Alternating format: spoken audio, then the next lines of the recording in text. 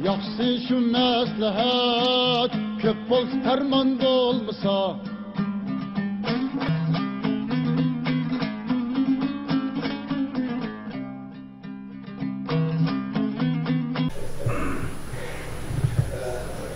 Elhamdülillah, esselatu vesselamu ala Resulullah ve alihi ve ashabi ecmain amma ba'd. Aziz muhterem qarindoshlar, hozir biz bugun har qatim uyushtirib kelayotgan strategiya tadqiqot to'g'risidagi dars leksiya yig'inimizni boshlaymiz.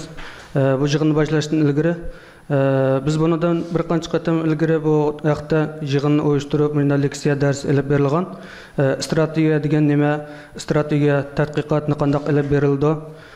Ondan boshqa yana bu dunyo vaziyatining Sharq Turkistonga bo'lgan aloqasi va shuning bilan birga bizga bo'lgan foydasi nima? Bu ondan boshqa yana bu bizniki nazar doiramizni kengaytirish, shuning bilan birga nazar doiramizni kengaytirish bilan birga yana bilim saviyamizni oshirish, yana bu dunyodagi o'zgarishlardan biz qanday foydalanamiz, biz qanday bularga tadbir olamiz. Bu vaqtda bir qancha qatim shu leksiya olib berilgan edi. Bugün yana bu qatam yana doktor Erkin Ekremni taklif qildik. O Erkin Ekremga teşekkür etamiz. Bizning taklifimizni qabul qilib, uzoq demay kelganlik uchun. Naqasanlarga bu yig'inga ishlardan erib charchab kelib yana o'sha kelganliklar uchun rahmat aytamiz. Yana Alloh ko'p ajr bersin deymiz. Aldı bilan bu programmamizni Qur'on tilovat qilish bilan boshlaymiz. Anvar Qarimni Qur'on tilovat qilib berishga taklif qilaman.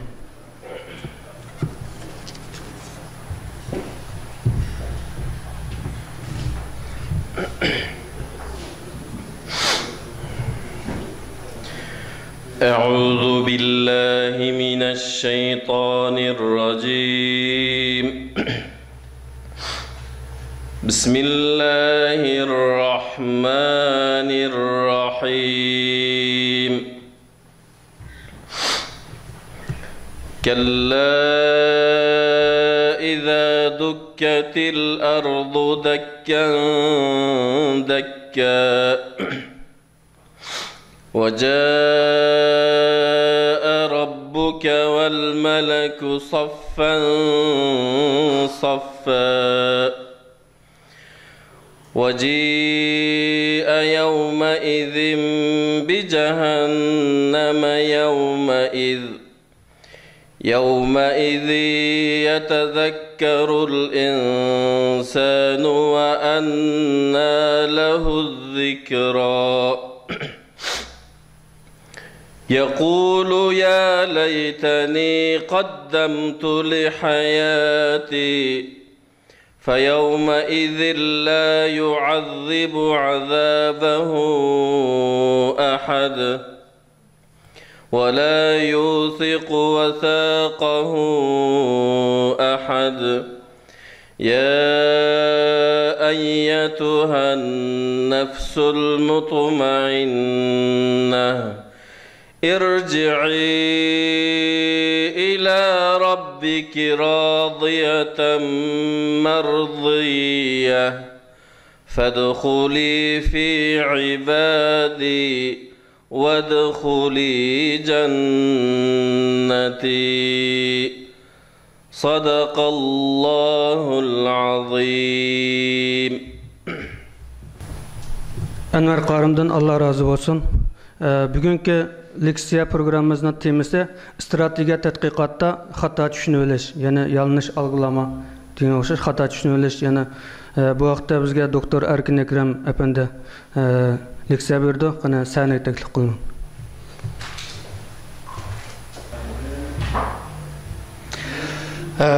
Aziz qarindoshlar, selamün aleyküm. Meni hamda bu yerga davet qilgan Sharq Turkiston Ma'rif ve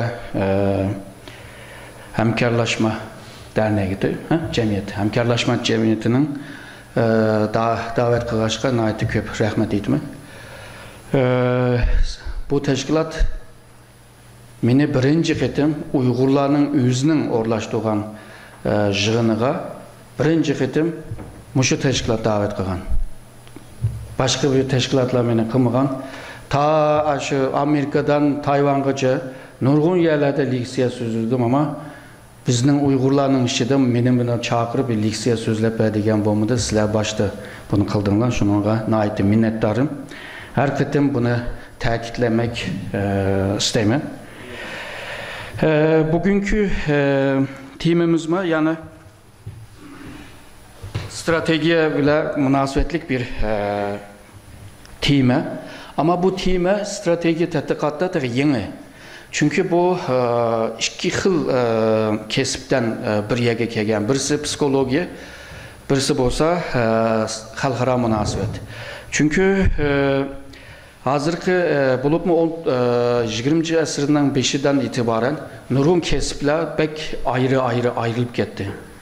Burunqidek misalga 15. asırdan keyin 16. asırlarda mayli O'rta Osiyoda olsun, mayli Xitoyda olsun, mayli Yevropada olsun, bu yerda kesiplar bir xildi. Yani birisi felsefe bilse, o'xshashlar edebiyat, şiircilik, u bularni biladi-da, hatto ba'zilari doktorlukni mi biladi. Mesela İbn Sina degan vaqtida nurg'un bilimlarni biladi ama kim bek ayrılıp ketib, şunun bilan kesiplar orasida munosabatlar belki jiroqlashib ketib, şunun bilan tushunishsizlik bir ahvol paydo bo'ldi. Hozir ham 21. yüzyılda interdisiplin deb ism bergan kesiplarni mundaq bir birlikda ekilib dünyani yeniden bir qarab chiqish, yani tahlil qilish degan bir ekim paydo bo'ldi hozir. Men bo'lsam boshda doktorlik, keyin tarix, keyin andan keyin xalqaro o'qigandan keyin hamda 3 kesibda bunda harakat qilgandan keyin men müştat derslerini berishning haqqini qozongan bo'ldim da endi. Bu yerda men deb o'tgandek bu xalqaro munosabatlarda strateji plan qilgan chaqlarda ba'zan bir xato tushunilishlar bo'ladi. Bununki bir misalını berib, ondan keyin biraz nezriye kirey. Bugün biraz nezriye köperek olgandan keyin sizlarning belki zeriktirib qo'ymay ama shunda olsun mu şimdi misalını köperek berib bunu bir devam qilaylik deb o'ylayman. Misalga bu 1956 ayda, 50 yılının 6. ayda bir Kore uruşu oldu. Yani Şimali Kore nemiga hücum qilgan, Janubiy Koreyaga. Bu vaqtida bilsizlar, Şimali Kore'ye Sovetlar ittifoqi qo'llayotgan, Janubiy Koreya bo'lsa Amerikaliklar qo'llayotgan, hatta Amerikaningki bir az bir qism qo'shinlarni shu nima dedi, Aral dedi. Bu jang boshlab ketgandan keyin Amerika Birleşken Devletler zemininde buna teklif qildi, yani karşı çıkış için ve 17 devlet bir ortak bir qo'shinla hareketga o'tdi. Ve 38. paralel, yani başta bölüngen o paralel kilidi. Hem de mesele bir yerde çıktı. Hem de 38. paralel manda deb nim qilayman. 1895'te Xitoy Japonya bir uruş oldu. Xitoylar Javu uruşu deb ism bergan. O uruşda Japonya nima Xitoy mag'lubiyat oldu. Nurg'un tazminat ödashga mecbur oldu. Rusya'dan, Fransa'dan, nurg'un devletlerden pul qazilib to'lashga mecbur oldu. Xitoyga ig'ir bir zarba bergan bir urush oldu. O urushdan keyin Xitoyning himoya ostidagi Kore Japonyani qo'lga o'tdi. Japonya Kore aralığını ikkiga bo'lib, 38. paralellerden ikkiga bo'lib, ikki vilayet haliga ekildi. Kim bu dünyadaki bu 2. Dünya Uruşu'dan keyin Japonya'nın teslim buluşuyla şimalga Rus kırdı, Janubdan Amerika kırdı. Şununla ikisi bölüşü var. Bu Kore Uruşu başlagandan keyin 38. paralel kildi ve Amerika'nın generali mandadaydı. MacArthur belki anlarsınız. O daydı aşırı nemiga 38. paralelinin öteyli şimalga barayla bütün şimalını kolu düşüreyli. Amerika Truman Amerika'nın başlığı Truman ve onun ki meslekçileriydi. Eğer de o 38. paralelini ötep kalsa Stalin çokum ermeye evdiydi. Biz bile can açıdı ve 3. Dünya Uruşu başlaydı. Şununla biz bunu aldırıp kımaylı dep nim kıldı. Ama MacArthur şu Asya Pasifik'te çık can katnaşkan general boğaşqa özünü köstümen dep men bunumu kolğa düşürmen bu galbiyetle men alımen dep niyet dedi. Ama Amerika en yaxşısı muşu Birleşken Devletler'de bir müzakere kılaylı bunu hal kılaylı. Fakat Sovyetler ittifaka katlaşmadı. Xitay zaten o vaxtda yoktu. Tayvan temsil kılıvadı. Tayvan katıldı.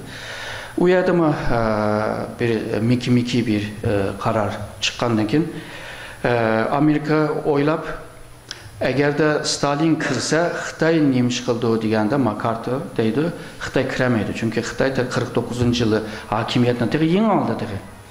Bunun bir yıl olmadı. Qaysı küçü bile bu canğa kireleydi ki deydi. Ama Stalin'in ki kirişimi biraz tersteydi. Çünkü o tegi Şarkı Avrupa'nı bir sistemine düşürmek lazım. O Şarkı Avrupa'nı yüzüge bağlaş lazım. Ondan keyin jangdan keyin onun kim iqtisadi meselesi var. Onu tüzütiş lazım. Degenden keyin Amerikalıqlar Truman'la oynab qaladı ama angacha McCarthy jangni başlapla Şimalga kirdi. Şimalga kirgandan keyinla Xitay ondan keyin kirishga başlaydı. Tayyorligini qildi ve Stalin bilan müzakere qildi. Stalinning kirgisi yo'q. Ama Xitayning kirishini teşvik qilgan gap. Sen kirsan bo'ladi o deb. Angacha Xitoy tayyorligini qilyotdi ama McCarthy'ninki tushunchasi Xitoy emas, Stalin kirish mumkin deb bütün kuch quvvatlarni Stalinninki arplan jang arplan deymizmi, nima deymiz? Urush arplan, pardon. Urush arplanına karşı bütün Stalin bu urush arplarını Xitoyga yardım qilishga tirishdi. Yani Xitoyning zemininden Koreyaga kirib, ondan keyin 2-3 bombani patlatıp, ondan keyin Xitoy kirishini qo'g'digan bo'ldi. Bu yerda Mao manda o'ylagan. Agar da shimoliga o'tib kelsa, 38 paralelni shimoliga o'tib kelsa, Stalin cho'qim kirdi deb o'ylagan Mao. Ama o Stalin jim turgandan keyin Mao nayda açık geldi. Kelgandan keyin Stalinga bir xaplığını qildi. Bu yerda jang boshlab kelsa, Stalin mi deydi, Amerika shimoliga azroq kiribla, ondan keyin orqaga chekildi. Cho'nqurga kelmaydi, cho'nqur tig'im shimoliga kelsa, ondan keyin mendan qo'rqib, mendan ansirab Amerika mı kilemeydi o deb. Bu yerda hammasının düşüncesi, oylaganları veya arzu qilganları hiçbirisi emeli emas. Şunda çoğun devletler, şunda istihbaratlar, axbaratlarga veya şu vaqtdagi rayondagi ham ishlarga sahip bo'lgan, yani bilimi bo'lgan, xabari bo'lgan, axboroti bo'lgan devletlermi to'g'ri mo'ljallanmaydiganda şunun ular bu jang 1953'te to'xtadi. To'xtagan vaqtida yani aşı en başta başlagan noktaga keldi. Yani 3 yılın içinde neçe yüz ming adam o'lib bo'ldi. Jang tugdi, nurg'un ishlar bo'ldi, ama yine eksi en baştaki noktaga to'xtab qoldi. Hiçbir taraqqiyot bo'lmagandi, ama nurg'un israflar bo'lib ketdi.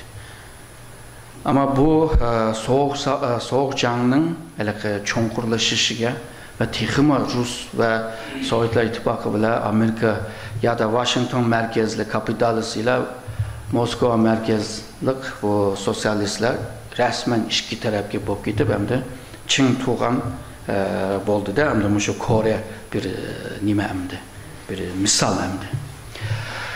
Aslında nurg'un bundaq misollar var. O'tganda biz Xitoyningki axborot ministrligini tushuntirgan vaqtida, axborotchilikni tushuntirgan vaqtida dunyoning eng nocha axborot tashkiloti CIA'ning shu 20-asrning ichida, hatto 47-yildan bu yana eng cho'ng 10 tane xato qilganligini men ko'rsatgandim listada.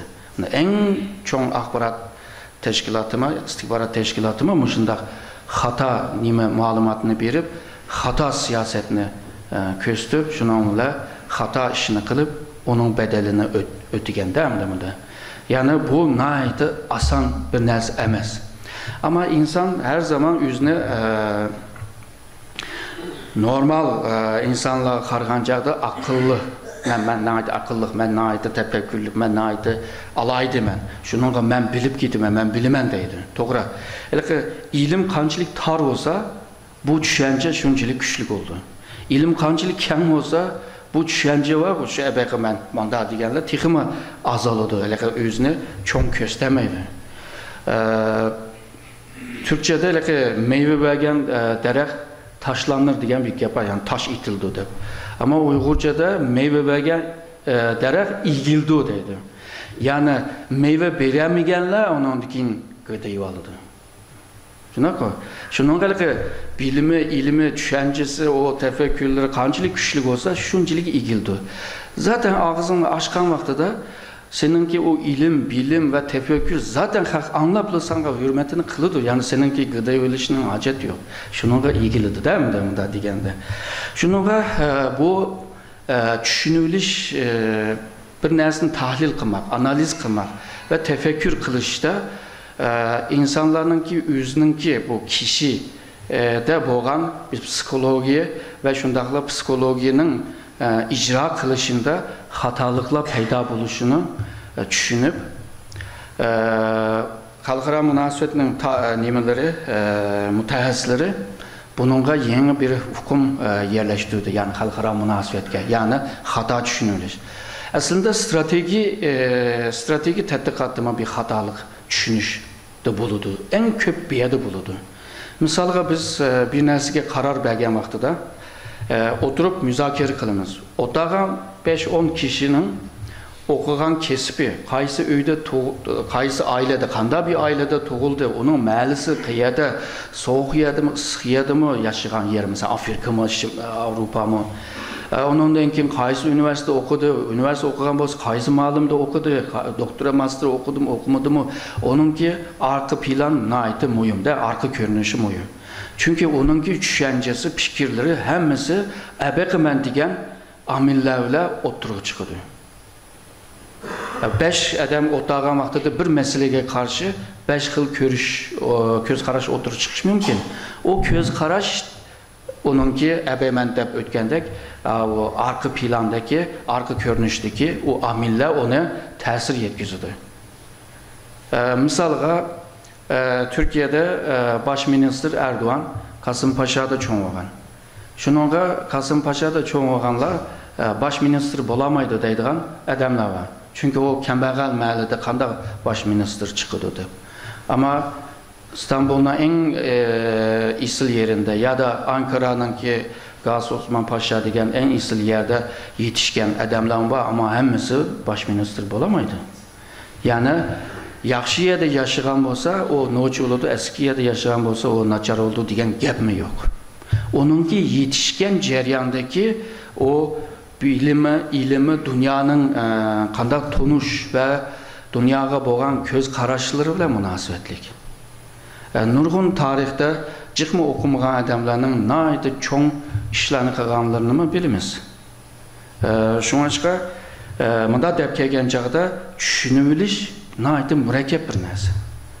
Bək asan əməsligini bilimiz. Bu hazır meyadikə görünən bu psikoloji cəddəki bir tonuşduruş. Hata bastım mı? Bu meselede yaxşı tədqiqatlarını ep bağan adamlar görünüyordu da eğer de kızıqanlar olsa bu makallarını okusa buludu da ben ep koydum.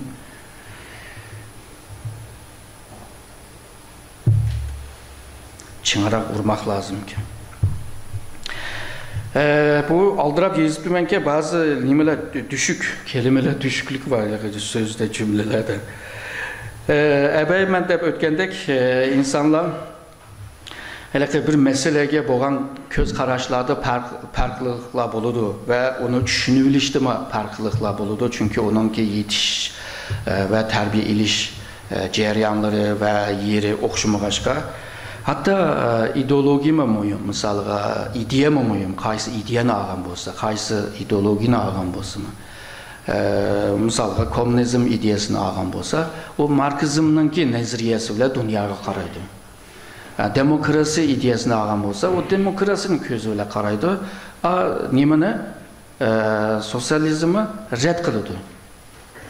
Rad qilgan vaqtida balki sening ügünüşki teyişiklik ba'zi narsani unutib qochirib qo'ygan bo'lsa, shuningga atrofliq bo'lishi nayta muhim. Onun için ideolojiyadan jiroq turish, ya'ni siyosiy ideolojiyadan jiroq turib bir qaragan vaqtida boshqacha ko'rindi. Burama deb bir misol bergandim. Misolga bir alma. Almani biz ikkiga bo'lgan vaqtida bizning an'anamizga qarab targanda buni almani yuqurdan sepi yuqurdan bunda kesimiz o. Çünkü bunda kesilgan vaqtida bu ikki parcha cho'ng kichikligiga o'xshash bo'ladi. Ag'indarchilik, sen mani yerimni ye, men yerimni ye degan vaqtda. Hamda almaninki o nima? Urug'i, chekirdekning o urug'ninki shakli bo'ldi o. O şekilini sorgan vaqtida hammanglar bilasizlar, chunki kesib baqqan. O düglekrek bir şekil bo'ladi. Bu düglekning ichida necha urug' bo'ladi, shunaqa. Hozir men deyman, sen kichik, men cho'ng. Cho'ng tarafni men yey deb almani yotqizib, beldan kesgandan keyin yana so'raymanda, urug'ninki shekli qanday? Bu da o'xshamaydi. Chunki 5 nima bulunluq bir yıldız ko'rindi. O'xshash bir alma farklı nokta nazardan onunla keskeşke farklı bir neticeye bağladın. Hazır deyimiz ki ya farklı netice olan ki bu iki alma deb qilish mümkün. Yok, iki alma emas. Sen almanın ki biz göremegen başka bir tarafını tonib olgan bo'lding. Şununla bir meselege qaragan chaqda köp taraflı, köp nokta nazarlik qarash lazım. Bir xil ko'z qarash bilan qarab mansak, bu dünya nayt murakkab, bunda asan bo'lmaydi. Ya'ni biz evliya bizde az. Hamma nimani bilib ketadi. Onun için tadqiqotlarda nurg'un nimalarda mutaxassislar shu dunyoni qanday qilsak yaxshi toniy olamiz deb tirishadi. Misolga ilmninki nihoyiy maqsadi bu dünyani tonish, yani haqiqatga erishmek. İslamiyet'te de mi şunda? Hakikatini tanımak, bilmek. Allah'ın düşünmek. Şunun ki hakikatini esas kılmak lazım. Ama insanlar bunda oylaydı. Bir cık nersini bilmem, şunun malum ben bilmem, dep saladı. O dep selişi köpünce mentikaya tayandırdı. Değil mi? Ama mentikalık cette, toğra diyen vaxtıda xudu bu hakikatte düşünümüz.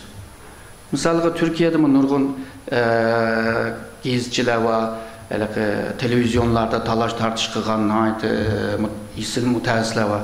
Ular mundaq deydi. Mantiqi jihatda bu to'g'ri bo'lgan qargan chaqda bu to'g'ridir deydi. Ama mantiqa insan oğlunun tecrübesinden keladi. Tecrübe degan narsa bugün to'g'ri bo'lsa, erta belki hata bo'ladi. Burun to'g'ri bo'lsa, bugün belki hata bo'ladi. Hem de Xitay milletinden bo'lgan başka, Amerika'daki tecrübe başka, Türkiye'nin tecrübe başka, o zaman mantiqimi xilma-xil bo'ladi. O haqiqat degan xilma-xil mantiqali bo'lmaydi. Haqiqat degan birla. Xilma-xil bo'lib ketgandan keyin demak ki sen haqiqatga erişemedin degan gap. Onun için başka bir xil tushunish var. Bu nayta to'g'ri. Bu to'g'ri, o xato. Biz o to'g'ri bu xato degan vaqtida aslında onunki haqiqati haqida gapiryapmiz. O nesnenin haqiqati bilan gapiryapmiz.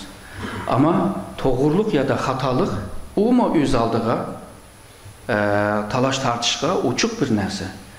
Yani tarixdagi to'g'rilik bugün to'g'ri bo'lmaydi. Ya Amerika'daki to'g'ri degan narsa Türkiye'de belki to'g'ri bo'lmaydi. Mesela 2003'te Amerika Irak'a kirmen dedi. Türkiye'de 1 milyondaki adamla çıkıp canga karşı biz namaz kılımız deyip namaz kıldı. Türkiye'de o hata ama Amerika'da o doğru. Demek ki doğruluk ve hatalıktı mı bir oylaşqa değişiklik bir narsa oldu. Nemi kaldı hem de? Hakikat. Yani şununla biz hakikatga erişmek lazım. İlim yoluyla, tefekkür yoluyla aşı hakikatga erişmek bu en mühim.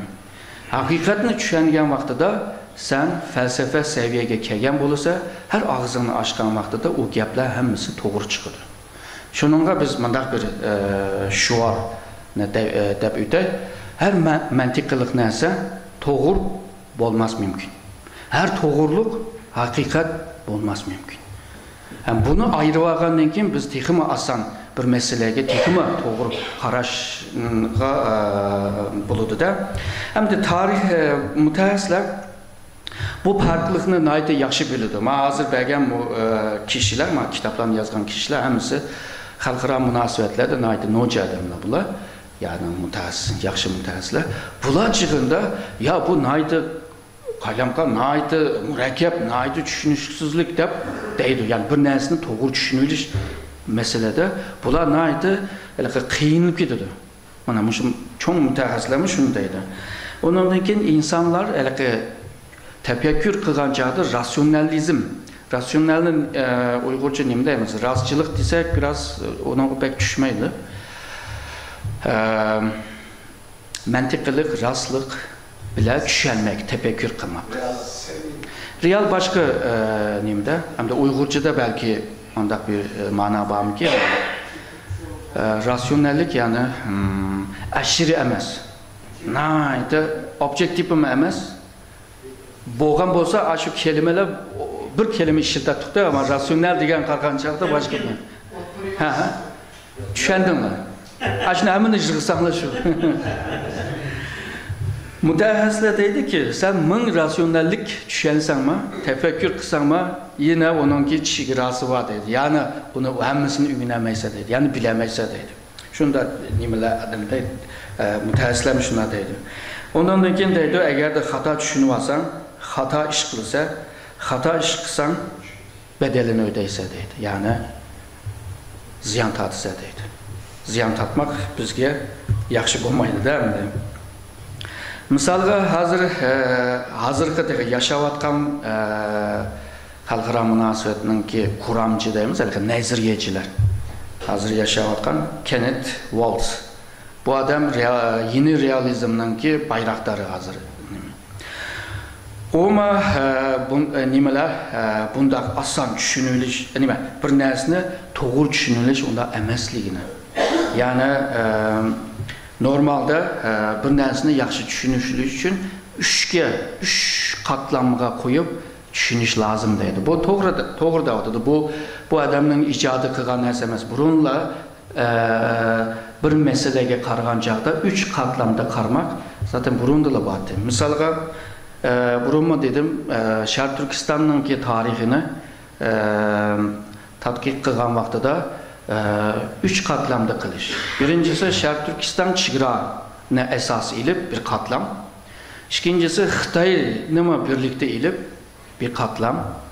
Ondan keyin xalqaro saviyani ilib bir katlam. Bu 3 katlamda eğer de tadqiqotni ilib olsak, o zaman Sharq Turkistonninki o tarixinin rastlığı elbette degan biz gerçekler o'ttirib chiqdi, haqiqati o'ttirib chiqdi. Bu misalga Sharq Turkiston chegarasining içine olgan o qatlamda tadqiqotni olib olgan vaqtida buning ichida tuyg'u, hissiyot, psixologiya bor. Chunki mamlakatni yaxshi ko'rdi, xalqini yaxshi ko'rdi, shunga ishlatgan terimler, tushunchalar biraz hissiyotchilik bo'ladi. Hissiyotchilik narsa balki haqiqatdan biraz ijroqlashib qilishmi mümkün. İkinci katlam misalga Xitoyni olganchim. Çünkü Sharq Turkistonning tarixi cho'qim Xitoy bilan munosabatlik. Shunga Xitoyni ichiga olgan munda bir tadqiqotni ilib olganda Xitoyning ko'zi bilan Sharq Turkistonni tadqiq qilyapti-da. Hozirgi bizning en ko'p yozilgan aslında ikinci katlamdaki. Yani Xitoy hukumati Xinjiang, Jiangxi, Xinjiang, Tongshi yani nima Veyvarzu, Cerşimanim'in nurgun kitapla yazıldı. Bizge Uygur tarihi ve Sharq Turkiston tarihini bizge sizberdi. bu ramkadan çıkmaysa, bu ramkaya qarab ögünsə. O ramkanın içinde Xitayning ideyası var. Xitayninki o zeminga qandaq işgal qilganligini ve o işgal demeydi tabi, o Tongyi da bir kelime işitidir bilisizler. Bütünleştirme. Yani bu bütünleştirmeni hakkını kim sana verdi yani? Sen birisinin toprağını işgal kılvarsan, bunu bütünleştirme davası, kaysı hakkıyla, kaysı güçlüler, güç kaynak kaysı? Mesela İslamiyet'ten evvel umumi Türk halkı başkuruş ve başka devletine işgal kılışının o güçünü Tengri'den alıyordu. Tengri'de bolmuşum bilge kalkanda bunda ifadeler var. Yani ben Tengri'den aldım bu güçünü, sizlerini başkuruş için. Mesela Orhun yazığında bana düşündürdü. Kök ve yer, zemin yaratıldıktan sonra, Uygurca Türkçe kitap kaldı. Yaratıldıktan ki bu zemin bile asmanın arasında insan oğlunu yarattım, insanın balısını. Bu insanın balısını başkuruş için Türk milletini yarattım. Yani demek ki bu bütün şu yeryüzündeki insanlarını Türkler başkurudaydı. Şimdi hazırki hadis kitaplarının hiçbirinde yok. Ama 11. əsrlərdə Mahmud Qaşqari Tuyubdikə çoğ dadısının tağısının bir küçük dadısını tam bilibdi de önemli. Üyədə həm də Türk halkının Allah'ın ordusu, Allah'ın ərmisi boğanlığını ve nerede bir problem olsa, sorun olsa onu eşek evitidiken değil mi? Müştak nimler var. Yani köz qaraş mandaq. Yani dünyaya boğan köz qaraşmada. Hazır hem de demokrasi iklimler kengaygandan ki hazır başkuruş güçünü bir hakimiyet olsun. Başkuruş güçünü halktan alıyordu. O halk avaz verip özününki hakkını avaz veriş bile onunla o başkuruş hakkını tanıydı. Xitay bu her ikisi de emez. Sen niye böyle başkursun? Yani hakkın nerede? Ola deydi bu degen tarihi misyon deydi. Tarihi vazife. Hem de bunu qanday düşünümüz bilmeyimiz. Tarihi vazipemiş yani Şarkı Türkistan'ı bütünleştirmek. Hem de bu Xitay'nınki bu zihniyetini ügünü vargandan ki onunla cevap verişim asan boludu. Ama bilmesek aşı siz belgen Əbəmən degen tarih var. Aşı ramkının içinde aşı tarihini okuysa şunda mı ki de kaldıqan gap. Halbuki onun da bir hatalık var. Hem de xalqara seviyede katlamda tədqiqat qilishinin kimi Şarkı Türkistan'da her qetimki bir siyasi hareketlerde çoğum xalqara çoğ güçlerinin kolları var. Çoğ güçlerinin arasındaki siyasi küreşten kin şekil tapkan o temponluktan tüpeyli. Yıkılışıma ve kuruluşuma cumhuriyetlerinin. Biz onu göremeyiz çünkü biz işçili boğaçka. Ama o sırttan qarğan vaxtı da hakikaten var. Hem de bu üç katlamda eğer de Şərq Türkistan'ın tədqiqatını elib alsaq, hakikatga erişələyimiz də. Şununla o Kenneth Waltz mı üç katlamda bir nəsəgə, hər qanda bir tərəqqiyat, hər qanda bir vəqəyə tahlil edib, analiz qılıb, qısa boludu degen nemini birdi. Ama şundaq turuqluq deydi. İnsanların ki yamanlıq niyeti, şer niyeti canlı yanı peyda kılıdı deydi. Yani sen min bundaq üç katlamda analiz edip basan mı yine de insanın ki içindeki o tuygu yine bu işini bozalaydı deydi. Yine canlı başlatıdı deydi. Uruşunu başlatıdı deydi. Yani jığıp kelgen çağda sen qançilik ilmi yoluyla bu meselelerini aydınlatımen deysen mi psikoloji, bizim düşünce, bizim ideyemiz yana aşını tesir yetkizip onu bozalaydı ya da tüzeleydi degen manada gap vardı. Yani psikoloji ahval naydı moyum. Yani bizim tefekkür düşüncemiz moyum. Fakat hazırgıca bir ilim insanın ki düşünce öyle psikologiya ile münasibetlik bizni qanoatlananlaydigan bir ilimni tige o'tirib qo'yamiz, tige o'tirdi yo'q. Hamda biz şu asta bunu ügünüşke tirişiyatımız. Bütün dünyadakiler tirişiyatıdır. Hamda Kenneth Walls deydi, eğer de nime xalqaro münasibet, eğer de bir ilim bolsa, o zaman düşünüveliş bu ilimge bir paydası yok deydi. Zihni var, paydası yok deydi. Çünkü bozudu deydi. Hamda bununki manası şu, ben ilimninki ramkısını sızmadım. Ama sen kopup psikoloji bile bunu düşünmen deydiğin bolsan, bunu bozup koysa deydin. Ama bu bir hakikat. İnsanın düşünce, psikoloji, davranış, hareketleri bu bir hakikat, bu mevcut bir narsa. Sen kaçamazsın onu. Ben ilmi ramkı koysan koy, bunu chetga qilib bo'lmaydi. Yani psikoloji amilni chetga qilib qo'ysan bo'lmaydi. Bu Hans Morgenthau degan bir kishi tashqi ministrlik, Amerikaning tashqi ministrligida ishlagan 1940-50'larda Amerikanınki en güçlü tashqi siyoset plancısı, planlagan kişi. Türkiye'de mi uzun tuğan, Türkiye'ye karşı mı? Türkiye bu adamla belki yaxşı görmüyor çünkü Türkiye'ye karşı başka düşünce var. Bu adam mı?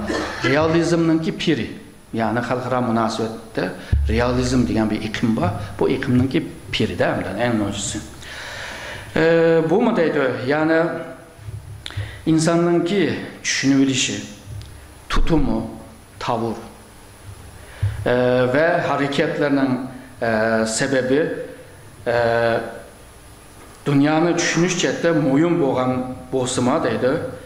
Kişilik fertninki bir alaytligini bilmek, yani bir kişinin amil, yani kişilik amil bu meselelerde naytı moyumluğunu oturup koydu ama o mu hal kılamadı bunu? Yani qanday düşünüp alımızda. Bunu hal kılgan hem de Robert